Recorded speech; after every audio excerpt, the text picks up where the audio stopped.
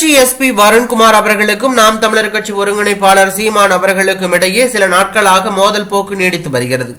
அது குறித்து தற்போது சீமான் அவர்கள் நேற்று நேர்காணல் ஒன்றில் பேசினார். அதில், நீங்கள் ஆட்சியாளர்களை மகிழ்விக்க வேண்டும் என்று நினைத்தால் வேறு வழியில் மகிழ்வித்துக் கொள்ளுங்கள். எங்களை சீண்டிதான் மகிழ்விக்க வேண்டும் என்றால் நான் எந்த எல்லைக்கும் செல்வேன். சிறைக்கு செல்வதோ, வழக்கை சந்திப்பதோ, நீதிமன்றத்தில் நிற்பதோ அது பற்றியெல்லாம் கவலை இல்லை. எனக்கு இல்லாத வழக்கா? உங்களுக்கு வேண்டுமென்றால் மோதி கொள்ளுங்கள், வேண்டாம் என்றால் விட்டு போங்க. நான் சமரசத்திற்கு வரமாட்டேன்.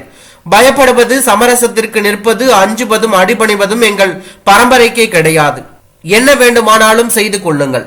ஆனால் அவர் முன்வைக்கும் குற்றச்சாட்டுகளான இந்த ஈன செயல்களை செய்யவில்லை. என் பிள்ளைகள் செய்ய மாட்டார்கள். செய்ய வேண்டும் என்ற எண்ணம் இருந்தாலும் செய்ய மாட்டார்கள். ஏனென்றால் நான் அவர்களை விடமாட்டேன் என்று அவர்களுக்கு தெரியும் என்று அவர் பேசியுள்ளது பரபரப்பை ஏற்படுத்தி உள்ளது.